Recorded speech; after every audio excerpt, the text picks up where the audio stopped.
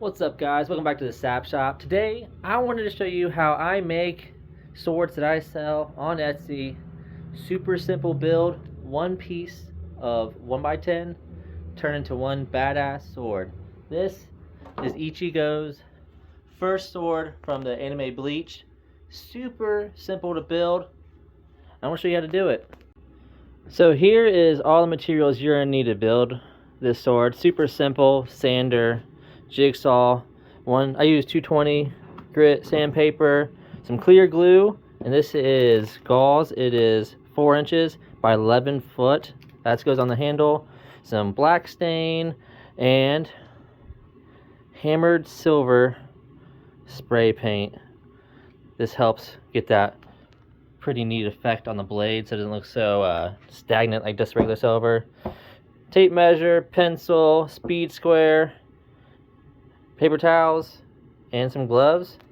And that's it. Boom. And something to apply the stain with. They don't have to be a little brush. I ran on my big ones, so using a little one, or you can just use a rag. As long as you get it on there and off there, the whole thing's gonna get stained black, so it really don't matter. So we're gonna start out with a 1x10 piece of common pine. Make sure it's nice and straight, not looking all crazy. No Canadian wood where it's got a big old wicked at the end. Nice piece of pine. Try to get something without knots in it. Knots will look cool in the center or something, but I really feel like an even piece of wood, the grains gonna pop out, and the knot just can add some complications to it. So we went to 51 inches. We're gonna just mark it out. So we're gonna cut this. Ichigo's sword is speculated, I've seen, from 5 foot 5 inches to 6 foot 5 inches. I do 51 inches because this is a good weight for when you're holding it out. It's not too heavy and it's easy to handle, and I feel like 51 inches is a pretty good size blade. So you can go bigger to the actual size of Ichigo's sword, but I don't think it's necessary. I think 51 inches, it's big enough to get the point across, and it's easy enough to handle as well, being pine, being lightweight. Let's cut the length. We're gonna go ahead and find our center. This is sitting at 9 1/4, so we're at 4 5/8 is the center of this board. Boom. And I'll do that at the other end as well. I'm gonna start the handle. It's roughly 2 inches wide. It can be a little bit smaller if you have smaller hands, or it can be bigger, whatever you want to do. Just kind of comfort. 2 inches is comfortable for my size hand.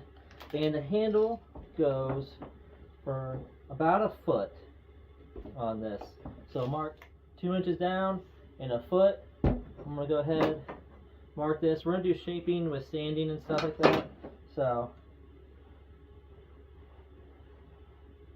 yeah, there's our first mark. This would be the handle, and kind of gonna sketch it out.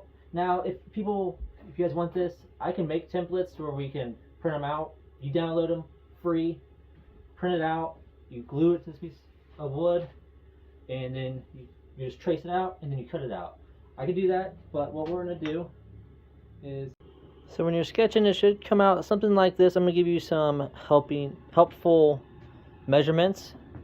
So when you get to here, you're going to be sitting at almost 7 1/2 where the blade starts next to the hilt, well, the lack of hilt, and it's going to come down 3/4 of an inch where the top of the blade will be. A foot after that, we'll be sitting, it's going to be moving up 1 inch from the top of the board, and then it's going to be. To cut this out, I am using a Ryobi jigsaw with a scroll saw blade. It's smaller and it can make this turns a little bit better. You are going to put relief cuts in here, or you will be splitting this pine. So I'll show you.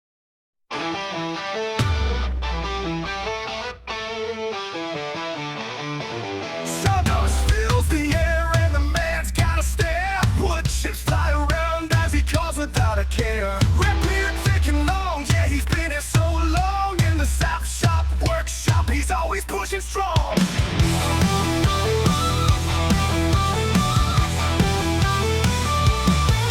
Hammer hits the nail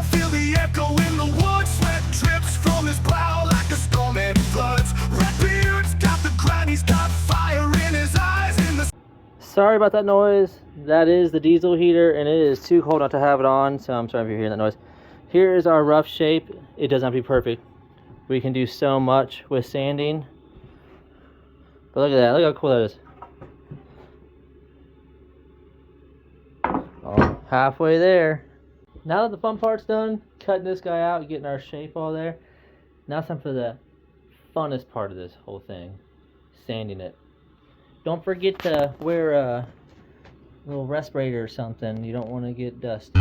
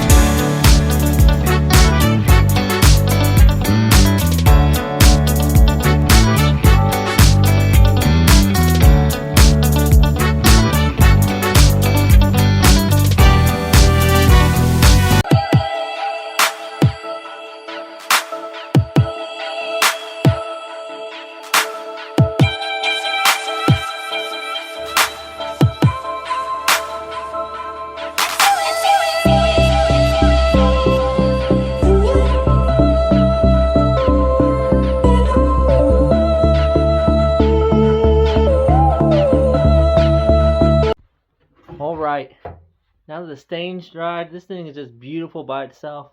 And now we're going to do the paint on the blade to make it look like it is a finished blade. Now that the stain's fully dry, I'm going to go ahead and use some painter's tape, and we're going to mask off the parts of the blade we don't want to get spray painted. I like to start up here, right at the top of the blade. Then it does curve, so you're going to give it a little bit of a curve, straight as possible. Come all the way down and take it off there.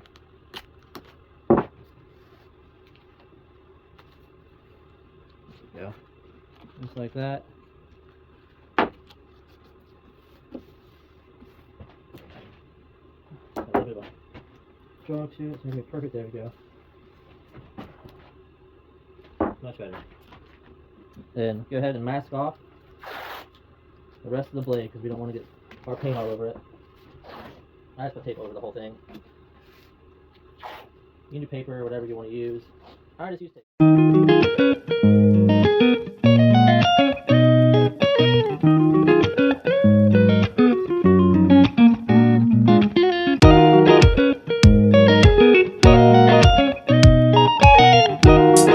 Alrighty, to paint the blade, I'm using this hammered silver paint right here, all-in-one fusion. It comes out like crap, but we are going to use our finger. It comes out like this. I've used this kit a few times, so it's not the best. And you're going to take your thumb, and we're going to smear it on here. We don't want a perfectly silver blade. This stuff dries super freaking fast, so you're going to want to work pretty quick. You don't want a bunch built up. That's how we're going to get that look. That honed look that normal knives have. Once it starts getting tacky, you want to stop because it'll just mess it up. Let it dry and go back over it.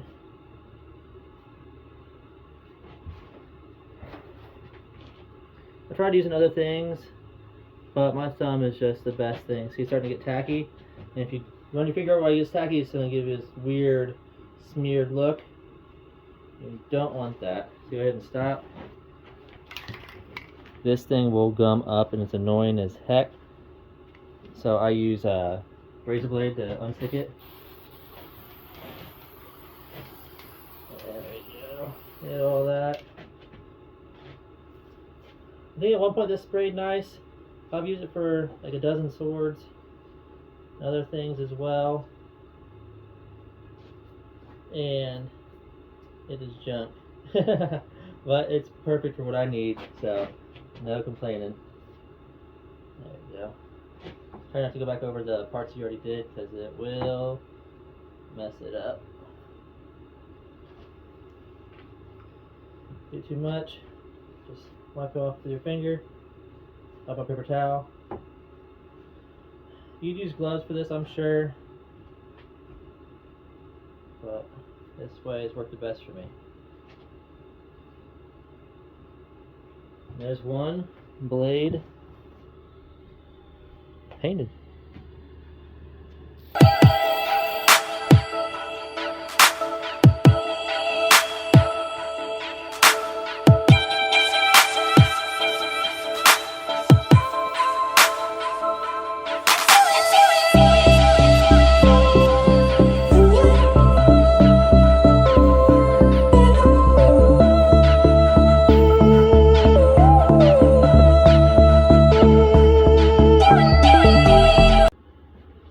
Go ahead and peel this off. See what you got. Ooh, look at that. Oh, these things are so freaking cool and so easy. So easy. You don't need a foam one from the freaking store for $40 to $80. 14 bucks with the wood, a little bit of spray paint, a little bit of ingenuity. Boom, look at that. Make sure I don't hit nothing. Oh yeah. That's the ticket right there. Next I'll do is Bankai. That one's gonna be a little bit more challenging, but I think I figured it out. This is drying. Ooh. You're gonna pull out your gauze and your glue. Clear glue. Super glue would be best. This is what I have, so I'm going to use. It'll still work, it just takes a lot longer to dry. And we're going to make the wrap on the handle.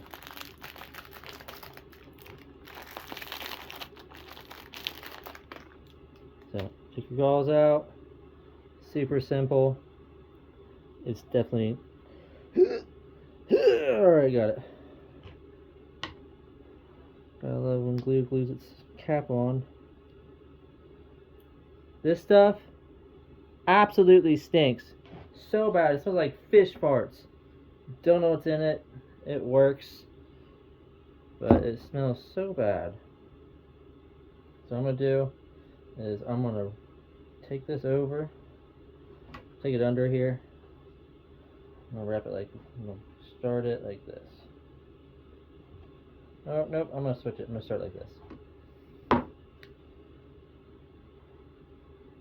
So we're going to do 2 full wraps there, and then we're going to try and get that diamond pattern. So you're going to just cross like halfway over and cross halfway back. Well, and then try and keep it tight. And then just go left, right, while working your way down. Left, right. We're going to do this just once. You can do it more if you like, but don't forget, I'm going to wrap it around here. Wrap it around like that. Don't forget, we need a tail on this thing. So, wrap it around, bring it back over, toss some more glue on there. Now mine's gonna take a little bit longer to dry. That's why I said super glue is definitely the way to go. I got paracord to start learning how to wrap like an actual like katana wrap, so handle on a sword. So that's gonna dry, but that leaves us with all this.